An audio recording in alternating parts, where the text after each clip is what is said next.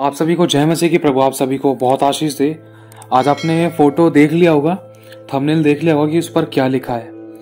मेरे भाई और बहनों, ये बहुत गहरी बातें हैं। आज इस बात के द्वारा आप अपनी गहराई को, अपने सामर्थ्य को, अपने अधिकार को, अपनी ताकत को और अपने शब्दों की सामर्थ्य को पहचान पाओगे और उस अधिकार को जान पाओगे जिसके द्वारा आपको इस धरती पर रूल करना है। जो बातें बताई जाएंगी ना, ये बातें आपने शायद कभी सोची भी नहीं होंगी, ये क्योंकि ये बहुत गहरी बातें हैं। एक शुरुआत करते हैं। आपको मालूम होगा, धरती पर जब जब पाप पड़ा तो अवतारों ने जन्म लिया। जैसे जैसे पाप बढ़ा तो अवतारों ने जन्म लिया, उन्होंने पापियों को नाश किया। लेकिन यीशु मसीह धरती पर जब आए तो उन्होंने पापियों को क्षमा किया। आपको पता है, जो अधिकार यीशु के पास है वो अधिकार आपके और मेरे पास भी है। इस धरती पर किसी को भी पापों को क्षमा करने का अधिकार नहीं है। सबसे पहला अधिकार जो खुदावन ने आपको दिया है, ध्यान से समझना, क्योंकि पापों की क्षमा करने की जो सामर्थ है ना, वो सिर्फ यीशु के पास है और पिता के पास है। और वो सामर्थ, वो अधिकार परमेश्वर ने आपको दिया है। और यह अधिकार ऐसा अधिकार है, जब तक पाप क्षमा नहीं होंगे ना, जब तक कोई स्वर्ग नहीं जा सकता। ध्यान रखना, वचन में लिखा है कि यीशु मसीह ने अपने चेलों पर फूंका और उनसे कहा, लो पवित्र आत्मा लो, जिनके पाप तुम क्षमा करोगे उनके पाप क्षमा कर दिए गए हैं, और जिनके पाप तुम रख दोगे उनके पाप रख दिए गए हैं। खुदावन ने हमें वो अधिकार दिया है जो धरती पर किसी के पास भी नहीं है। यहाँ तक कि 33 करोड़ जिस पर हम विश्वास करते थे पहले, उनके पास भी नहीं है। ऐसा किसी ग्रंथ में नहीं लिखा है और किसी के पास ऐसा अधिकार है ही नहीं। प्रभु यीशु मसीह ने, परमेश्वर ने हमें ईश्वर कहा है। उसने कहा है, जिसके पास परमेश्वर का वचन पहुंचा, मैंने कहा तुम ईश्वर हो। अब एक ईश्वर क्या कर सकता है? अब उदाहरण के तौर पर एक पीएम मोदी को ही ले लो। अब पीएम मोदी के पास कितने सारे गार्ड रहते हैं, कितनी रक्षा और सुरक्षा रहती है। वो तो सिर्फ एक मोदी है, कहने का मतलब वो तो सिर्फ एक राष्ट्र का, पूरे भारत देश का, वो तो सिर्फ एक प्रधानमंत्री है, सबसे बड़ा मंत्री है। लेकिन फिर भी उसकी रक्षा और सुरक्षा के लिए कितने सारे लोग तैनात रहते हैं, कितने सैनिक रहते हैं, कितने गार्ड रहते हैं, कितने कमांडोज रहते हैं।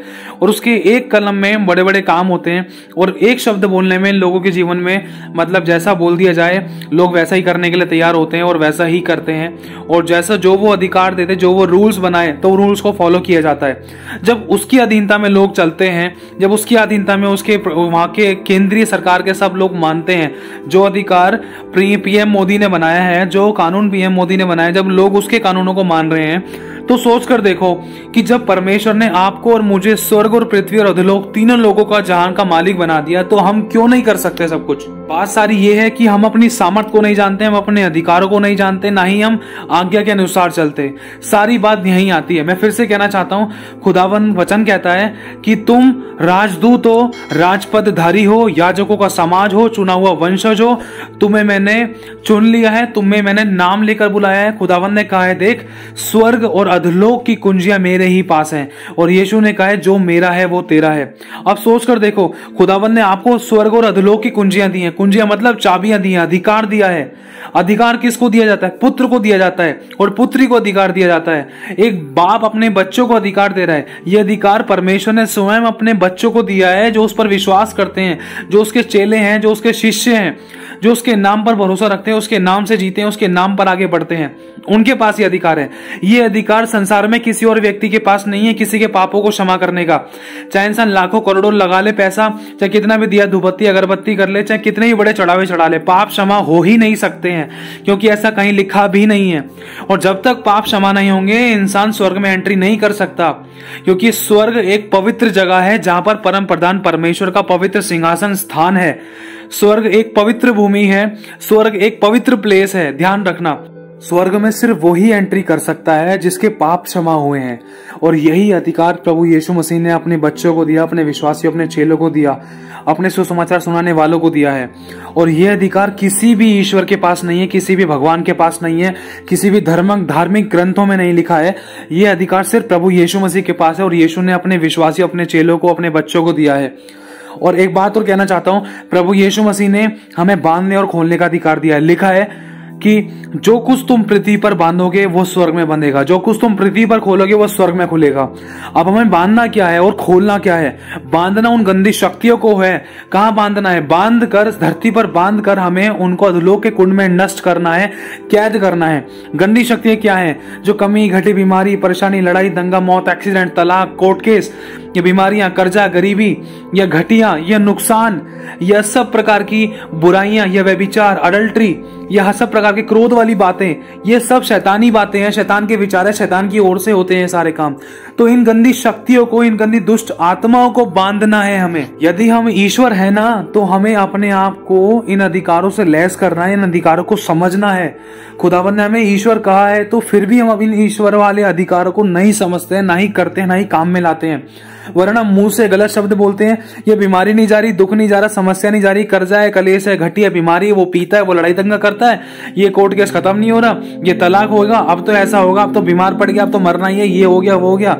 ये शैतानी शब्द बोल बोलकर इंसान अपनी ईश्वर वाली सामर्थ्य को गवा देता है, भूल जाता है एक विश्वासी की परमेश्वर प्रभु यीशु मसीह ने हमें अधिकार दिया है, तीनों जहां का मालिक बना दिया। लिखा है जो कुछ तू पृथ्वी पर बांधेगा, अरे बांधना है हमें इन गंदी बदरूहों को, इन गंदी शैतान की शक्तियों को। हमारी लड़ाई किसी मांस और लहू से, किसी मनुष्य से नहीं है, किसी मनुष्य से नहीं है, हमारी लड़ाई अंधकार की ताकतों से है, जो इन गंदी दुष्टात्मा के रूप में, जो इन गंदे कामों के रूप में, जो मनुष्य के जीवन में कलेश और आंसुओं के रूप में, या दुख, समस्या, टेंशन, चिंता, परेशानी के रूप में काम करती थी।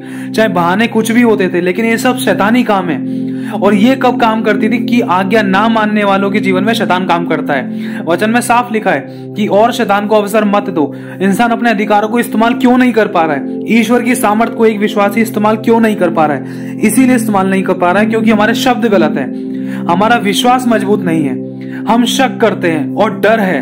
ध्यान रखना, ये बहुत गहरी बातें हैं। मैं फिर से कहना चाहता हूं, हमारे अंदर डर है, शक करते हैं, हमारे अंदर विश्वास नहीं है, हम विश्वास में बने नहीं रहते हैं।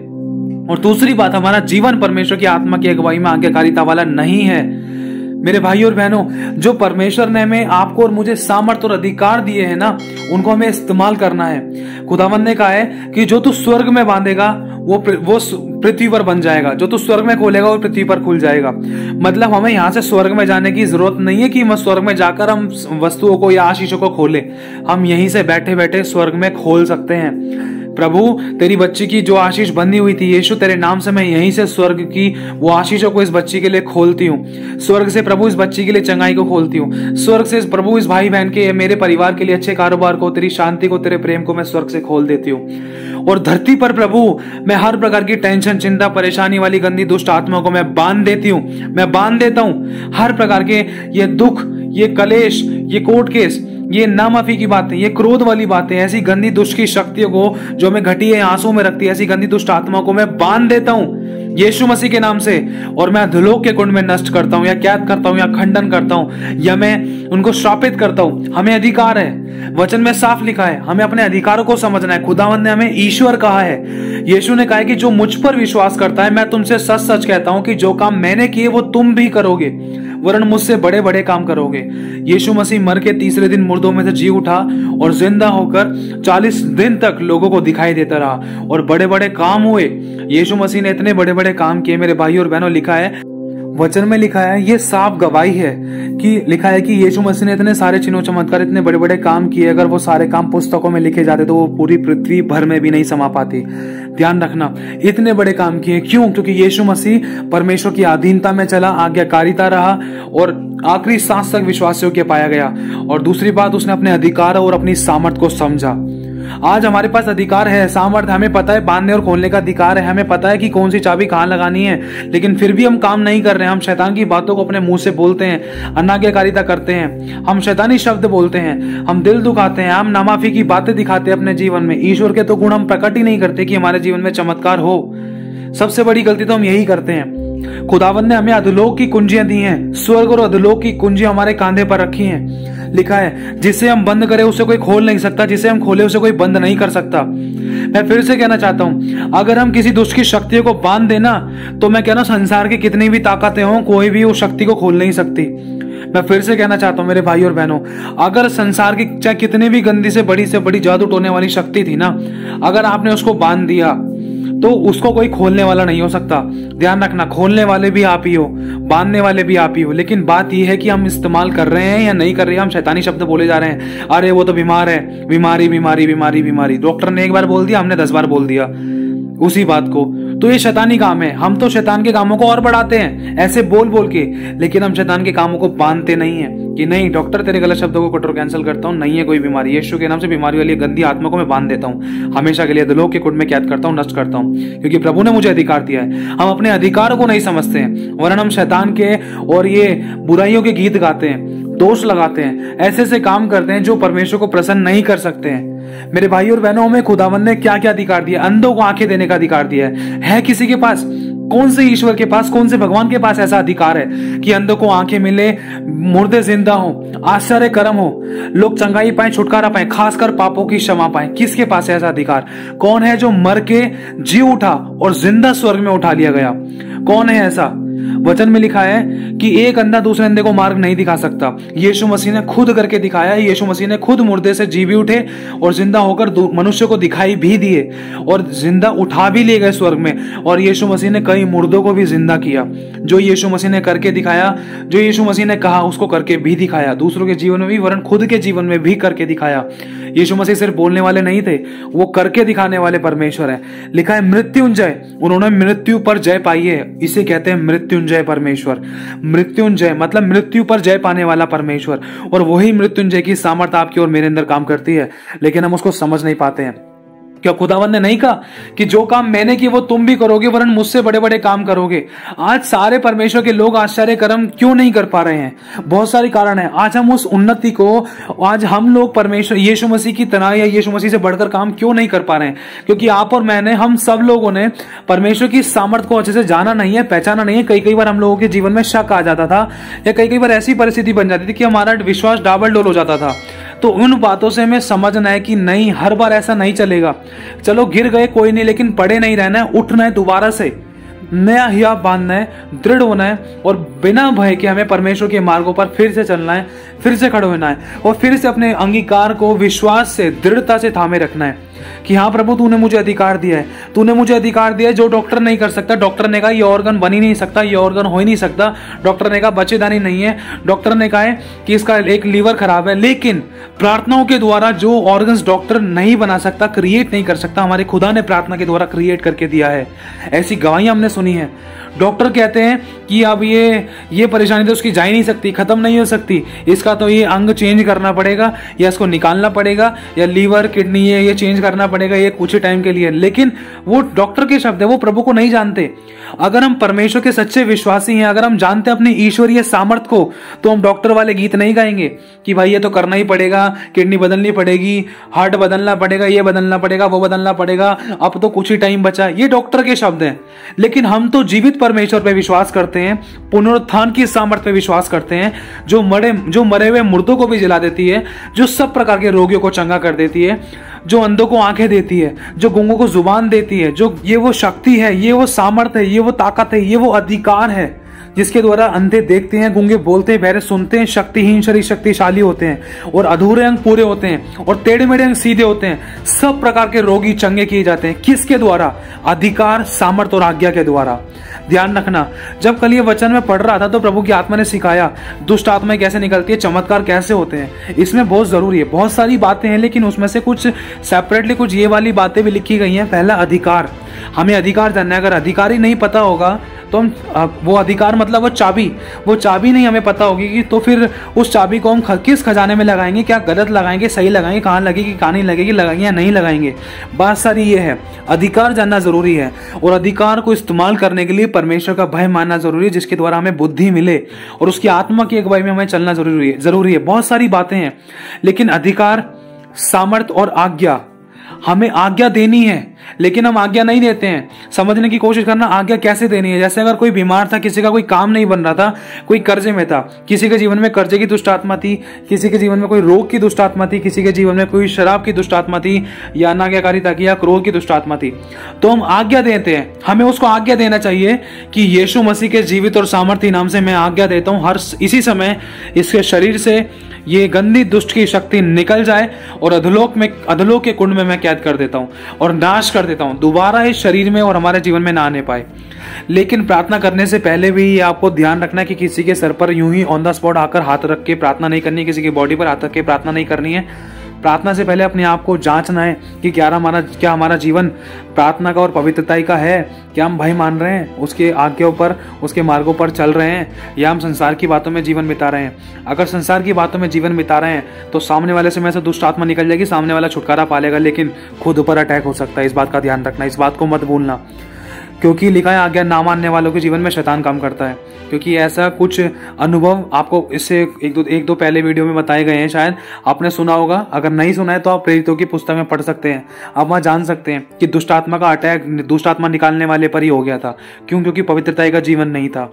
इसीलिए हमें सावधान रहना है, लेकिन हमें अपने अधिकारों को नहीं भूलना है।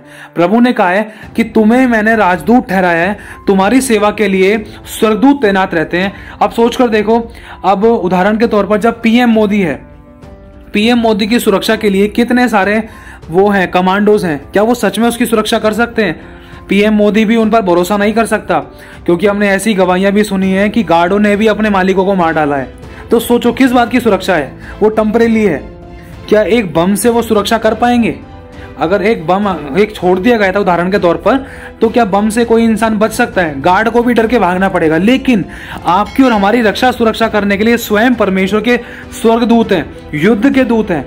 खुदावंत का वचन कहता है, देख जहां कहीं तू जाएगा मेरे दूत तेरी रक्षा करेंगे और मैं तेरे पांव में पत्थर से ठेस भी नहीं लगने दूंगा। इतनी सामर्थ्य रक्षा और सुरक्षा आपकी और मेरे चारों तरफ है। लेकिन फिर भी हम कई बार होता है कि यार ऐसे कैसे हो सकता है, पता नहीं होगा नहीं होगा, कहीं वो मेरे साथ गलत ना कर दे, कहीं कोई मुझे मार ना दे, कहीं मेरे साथ कोई गलत व्यवहार ना कर दे। मतलब बहुत सी बातों को लेकर हम मनुष्य का डर खाते हैं। आज मनुष्य पर भरोसा रख रहा है, मनुष्य अपनी धन संपत्ति पर भरोसा रख रहा है, गार्ड लगा रहा है, पैसे पर भरोसा रख रहा है, सिक्योरिटी लगा रहा है। तो क्या एक बात बताना चाहता हूं मेरे भाई और बहनों, क्या आपने ऐसी गवाहियां नहीं सुनी? सिक्योरिटी गार्ड जो घर में काम करने आते, क्या उन्होंने कभी उनके घर में ही चोरियां नहीं की है?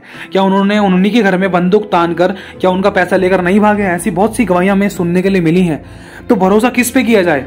आप सोच कर देखो, आप और मैं ईश्वर हैं, हम वो ईश्वर हैं। अगर हम उस ईश्वर की गुणता को, उस ईश्वर की सामर्थ्य को और अधिकारों को समझें, तो हम जान पाएंगे कि हमारे अधिकार में कितने स्वर्गदूत हैं, हमारी रक्षा के लिए कैसे स्वर्गदूत हैं, और हमारी बातचीत के लिए, हमारे पास लाने ले जाने के लिए और हमारे लिए कैसे स्वर्गदूत और मदद और सेवा टल करने वाली आत्माएं भेजी गई हैं।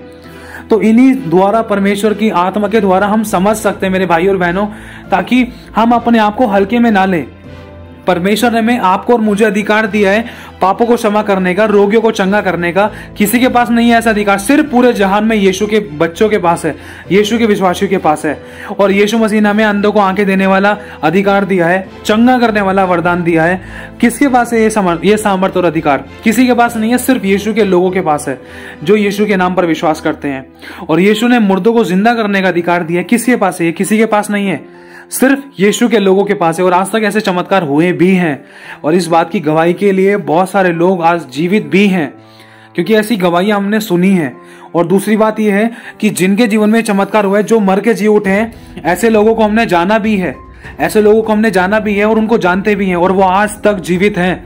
ऐसी गवाहियां सुनी है हमने, और अपनी आंखों से भी देखा है कि वो आज तक जीवित हैं। मेरे भाई और बहनों, ये सच्चाई है। लेकिन जो काम प्रभु यीशु मसीह के कुछ ही लोग कर रहे हैं, वो काम प्रभु यीशु मसीह के सारे लोग क्यों नहीं कर पा रहे, सारे विश्वासी क्यों नहीं कर पा रहे हैं? सबसे बड़ा कारण यह है कि हमने अपने आप को ना बिल्कुल इतना नीचा समझ लिया है कि हम कुछ कर ही नहीं सकते हैं। हमने अपने आप को इतना बुरा बना लिया है कि हम कुछ कर ही नहीं सकते हैं। हमने अपने आप को गलत शब्द बोल कर इतना डिमोटिवेट कर लिया है कि हमारी कुछ सामर्थ्य के काम करने की इच्छा ही नहीं होती है। विश्वास पहले ही जवाब दे जाता है, हमारे मन में यही बात पहले ही हो जाती है, होगा या नहीं होगा। हम कदम नहीं बढ़ाते हैं विश्वास का। समझने की कोशिश करना, ये बहुत गहरी बातें हैं। प्रभु के स्वर्गदूत हमारी रक्षा और सुरक्षा के लिए तैनात रहते हैं। हम किस पर? मनुष्य पर भरोसा रखेंगे। लिखा है कि यहोवा की शरण लेना मनुष्य पर भरोसा रखने से उत्तम है। यहोवा की शरण लेना या यहोवा पर भरोसा रखना उन प्रधानों पर भी भरोसा रखने से उत्तम है। परमेश्वर साफ कह रहा है, क्यों कह रहा है? ना तो प्रधानों पर ना हाकिमों पर भरोसा रखना, वरन सिर्फ तुम अपने यहोवा ही पर भरोसा रखना, क्योंकि वो मनुष्य मिट्टी से बने और मिट्टी ही में मिल जाएंगे। साफ लिखा है, खुदावंद कहता है कि जो मुझ पर विश्वास करता है और मेरे अनुसार करता है, तो उसको सारी जातियां धन्य कहेंगी। परमेश्वर हमारी कीर्ति और प्रशंसा दूर दूर देशों में फैला देगा। कि और मेरे पास कितने बड़े अधिकार है। क्या हमने कभी समस्या को डांटा है? क्या हमने कभी शैतान की बातों को नो किया है? क्या हमने कभी शैतान के कामों को डांटा है, बांधा है? हमने ना तो बांधने की कोशिश की है, लिखा है लूका 10:19 में कि मैंने शत्रु की सारी सामर्थ पर तुम्हें अधिकार दिया है और तुम्हें किसी वस्तु से कुछ हानि नहीं होगी, और तुम नाशक वस्तु भी पी जाओगे तो भी तुम्हें कुछ हानि नहीं होगी। लिखा है कि मैं जवान सिंह और अजगरों को लताड़ूंगा, लेकिन फिर भी मुझे कुछ हानि नहीं होगी, क्योंकि मेरा रक्षक, मेरा यहोवा मेरे साथ है। वचन में यह भी लिखा है कि देख, तुम्हें मैंने सांपों और बिच्छुओं को रोनने का अधिकार दिया है। सांप और बिच्छू का मतलब है गंदी गंदी सभी प्रकार की गंदी दुष्ट आत्माएं जो मनुष्यों के जीवन में घटी के रूप में, आंसू के रूप में, या लड़ाई दंगे के रूप में, या प्रभु के वचन से दूर करने के रूप में, या एक कलेश भरे जीवन के रूप में देने के लिए काम करती थी। ये वो गंदी दुष्ट आत्माएं होती हैं। लेकिन फिर भी खुदावंद ने साफ कह दिया, मेरे बच्चों अपने अधिकारों को जानो और समझो, दुष्ट की शक्तियों को बांधो और अपने अधिकारों का इस्तेमाल करो, स्वर्गदूतों को आज्ञा दो। आपको मैंने स्वर्गदूत दिए हैं। प्रभु कहता है कि बेटा, मैंने तेरी रक्षा और सुरक्षा के लिए तेरे को स्वर्गदूत दिए हैं, तू उनको इस्तेमाल तो कर। तू बोल, युद्ध के दूतों, पवित्र युद्ध के दूतों आगे बढ़ो, तू आज्ञा दे उनको। पवित्र युद्ध के दूतों हमारी रक्षा करो, पवित्र युद्ध के दूतों हमारी मदद और सहायता करो इस जंग को जीतने में, इस काम को करने में। पवित्र युद्ध के दूतों हमें अपनी उनको आज्ञा दो कि पवित्र युद्ध के दूतों उन गंदी दुष्ट की शक्तियों को नाश कर दो, उनको भस्म कर दो। क्योंकि मेरे भाई और बहनों, ये आत्मिक रूप में है सब कुछ।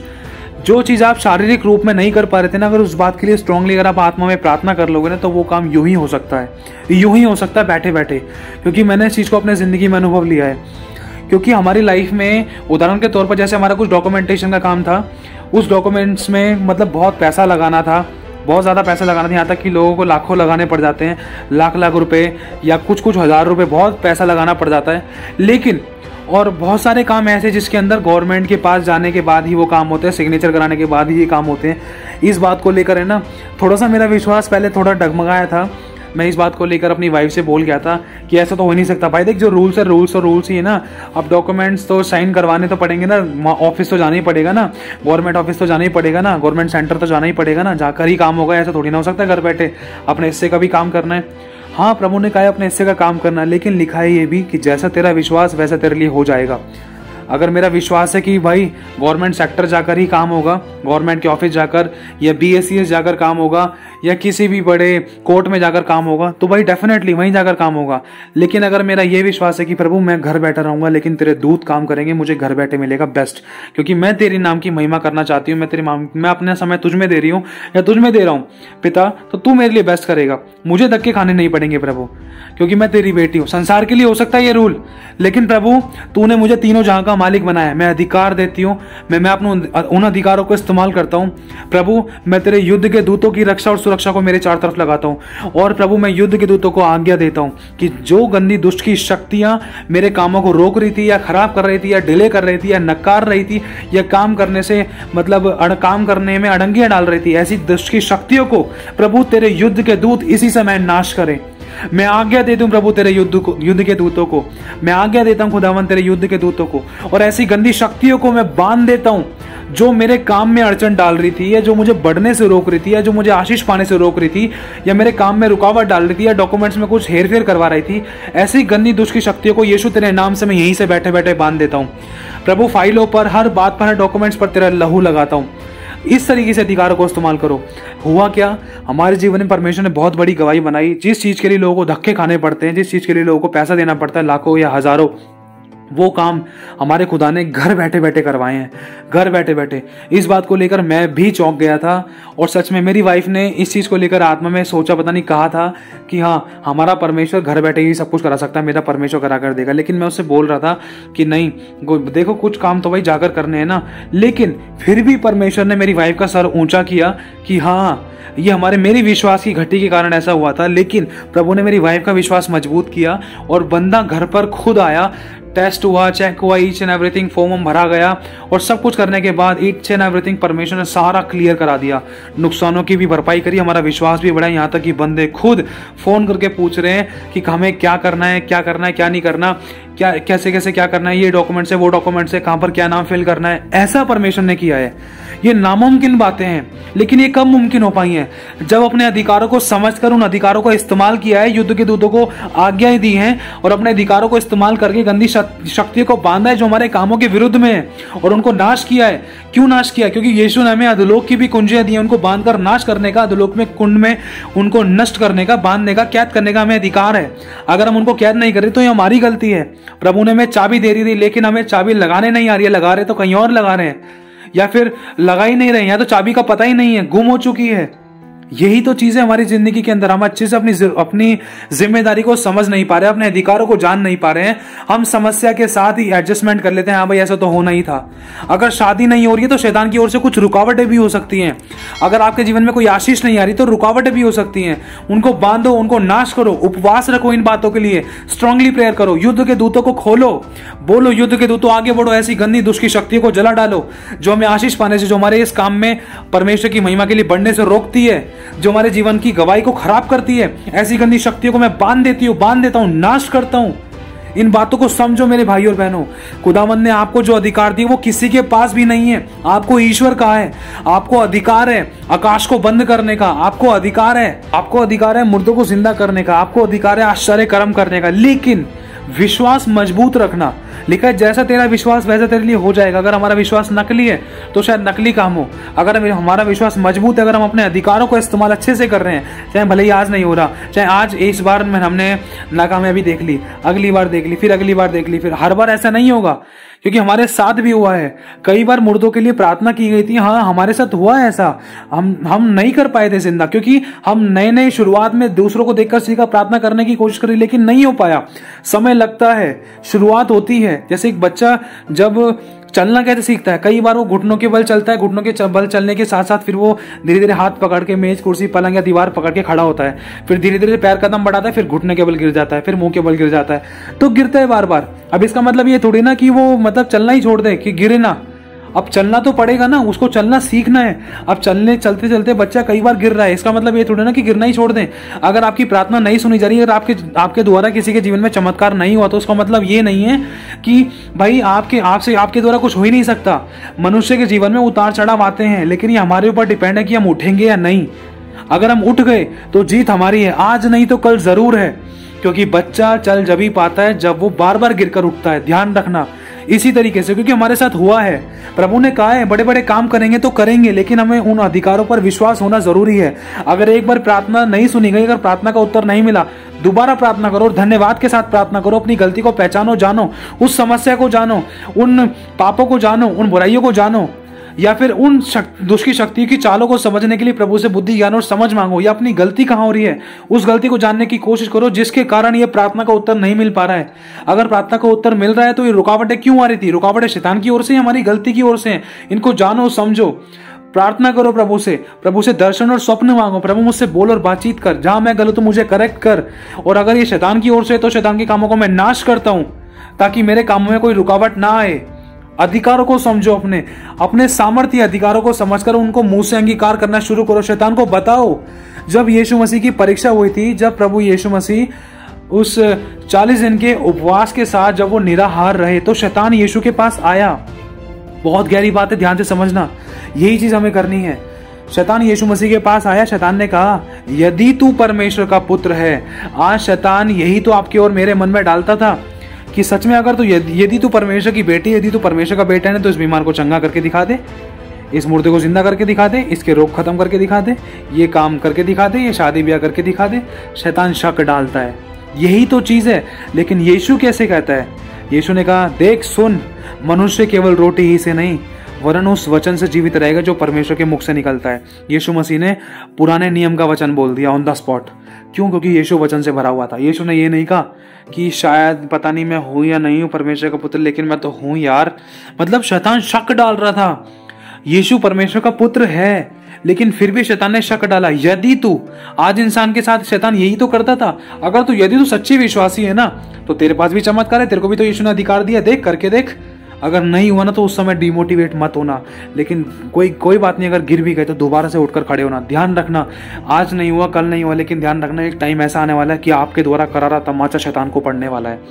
क्यों क्यों पड़ेगा? इसीलिए पड़ेगा क्योंकि आप गिरकर उठ गए हो। इसीलिए पड़ेगा क्योंकि आपने हिम्मत नहीं आ रही है। इसीलिए पड़ेगा क्योंकि आप शैतान की बातों से, उन समस्याओं को देखकर डरे नहीं।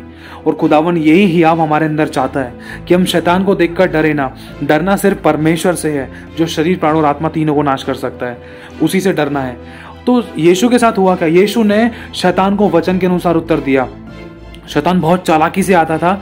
यीशु ने शैतान को वचन के अनुसार उत्तर दिया कि देख, प्रभु यीशु ने शैतान को कहा कि देख, तू अपने प्रभु, अपने परमेश्वर की परीक्षा ना कर और उसी को दंडवत कर।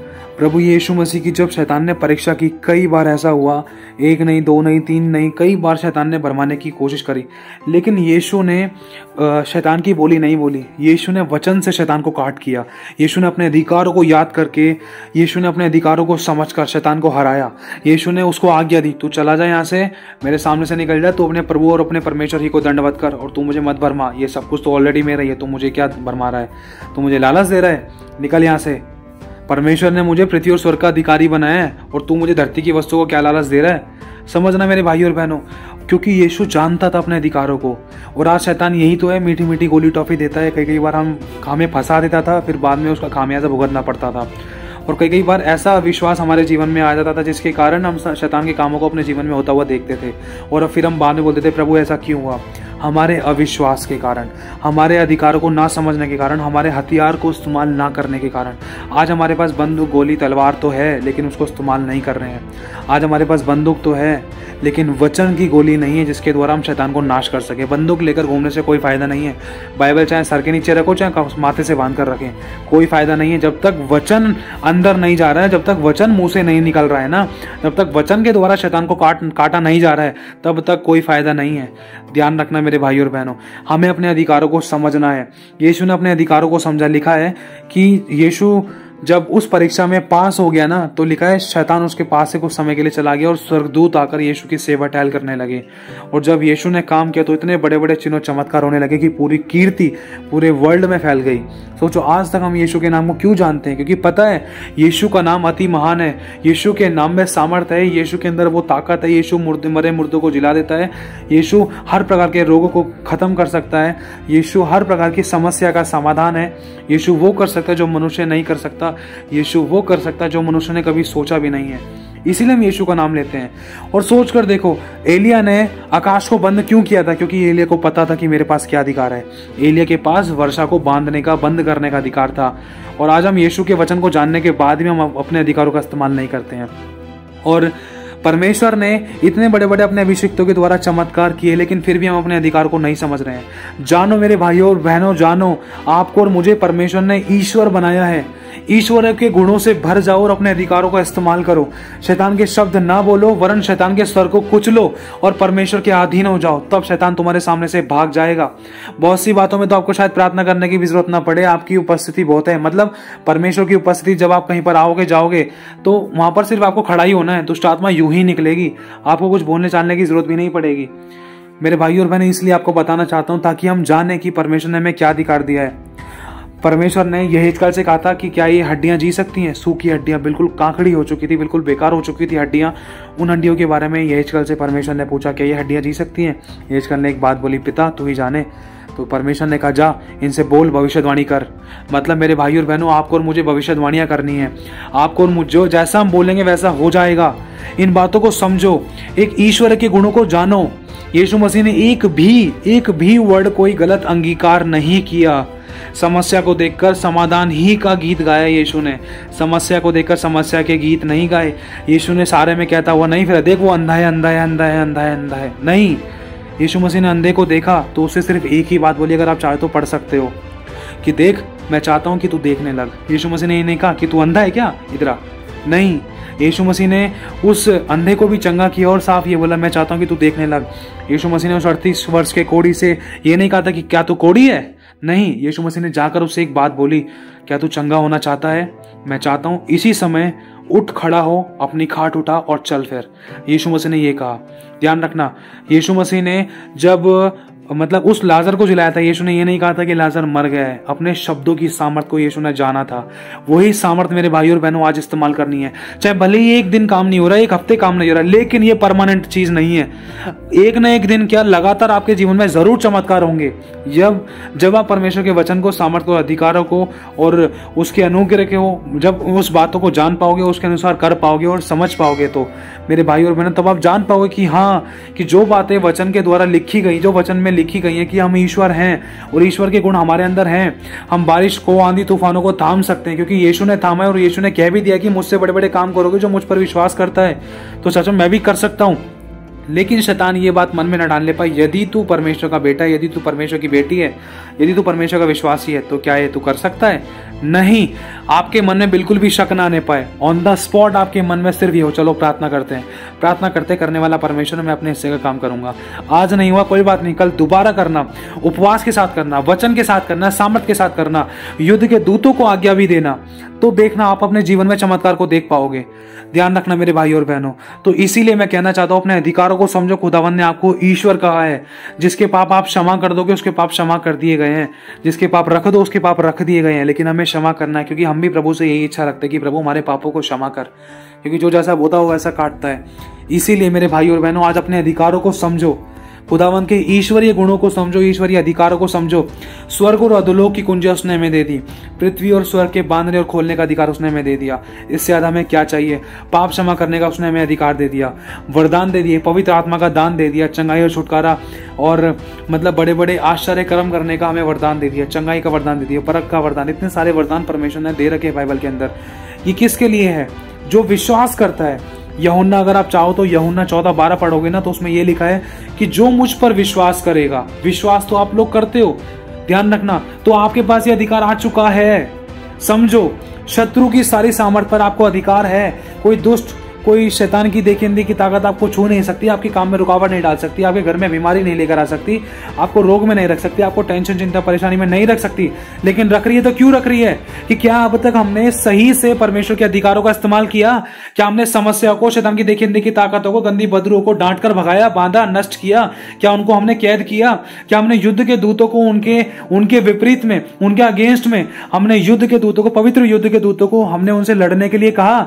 हमने क्या कभी युद्ध के दूतों को आज्ञा दी कि जाओ उन गंदी दुष्ट आत्मा को नाश कर दो? बात सारी ये है, अब तक हमने किया क्या? हम बस सिचुएशन, परिस्थितियों को देखकर उनके साथ एडजस्टमेंट कर लेते हैं। शादी नहीं हो रही है, इतनी उम्र हो गई है, ये लोन खत्म नहीं हो रहा है, ये समस्या नहीं हो रही, वो समस्या खत्म नहीं हो रही है। हम इन्हीं के गीत गाते रहते थे। हमको अपने अधिकारों को इस्तेमाल करना है, भविष्यवाणियां करनी है।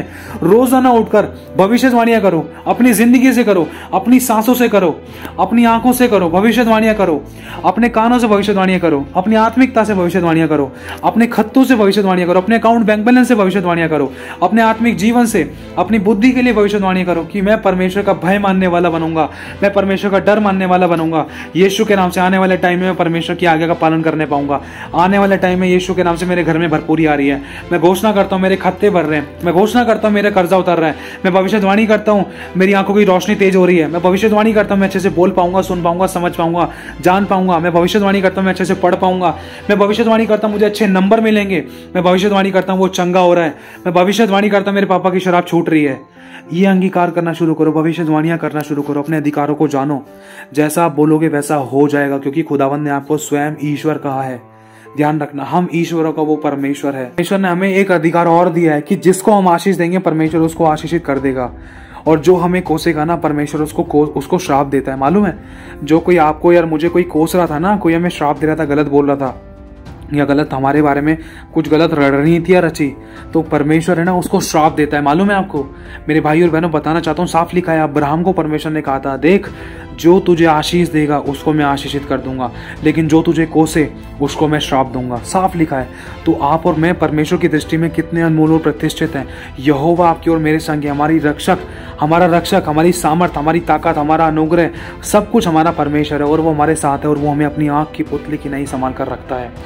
तो जितना हो सके उतना अपने खत्तों को आशीषित करो, अपने माँ बाप को आशीषित करो, चंगाई की आशीष दो, बरकत की आशीष दो, छुटकारे की आशीष दो, ब्लेस करो और खत्तों को भरने की आशीष दो, अपने बुद्धि और ज्ञान और समझ को बढ़ने की आशीष दो। सब प्रकार की आत्मिक आशीष से बोलो अपने परिवार वालों को, अपने फैमिली मेंबर को जो आपके विरोध में थे उनको भी आशीषित करो। जो आपके शत्रु थे, पहली बात तो शत्रु कोई मसीह में होना ही नहीं चाहिए हमारा, अगर शत्रु है तो हम मसीह नहीं है, साफ बात। और दूसरी बात, अगर कोई है, अगर कोई सामने से कोई हमारा शत्रु बन रहा है लेकिन हमने अपने मन में किसी के लिए कोई कड़वाहट नहीं रखी है, अगर सामने से कोई हमारा शत्रु है तो उनको आशीष दो। अगर वो उस योग्य होंगे भर भर के आशीष दो, जो आशीष तुम्हें चाहिए वो भी आशीष उनको दो, लेकिन लालच से नहीं। अगर सामने वाला योग्य होगा उस आशीष को ग्रहण करेगा या नकारेगा या नहीं नकारेगा। अगर ग्रहण करेगा तो उसको आशीष मिलेगी, अगर नहीं करेगा तो वो सारी आशीष, वो सारा कल्याण आपके पास खुद लौट कर आ जाएगा। सोचो अब इसमें कितनी भलाई है। अगर हम दूसरे को आशीष देंगे, सामने वाला अगर उसको आशीष को ग्रहण नहीं कर रहा है, सामने वाला अगर उसके योग्य नहीं है, तो वो आशीष हमें वापस मिल जाएगी। लेकिन सामने वाला अगर योग्य भी है तो लिखा है जैसा तो बोएगा वैसा तो काटेगा। अगर मैंने किसी को आशीष दी तो 4 लोग मेरे लिए आशीष देने के लिए खड़े हो जाएंगे। फायदा दोनों बातों में ही है। तो इसी तरीके से हमें अपने सामर्थ्य को, अपने अभिषेक को, अपने अधिकारों को, अपनी अधीनता को समझना है और अपने आज्ञाकारिता को, कि हम परमेश्वर की अधीनता और आज्ञाकारिता में कैसे चलें ताकि हम उन अधिकारों को इस्तेमाल करें और जैसा हम बोले परमेश्वर की आत्मा की अगुवाई में वैसा हो जाए। तो आप सभी को प्रभु आशीष दे। जय मसीह की।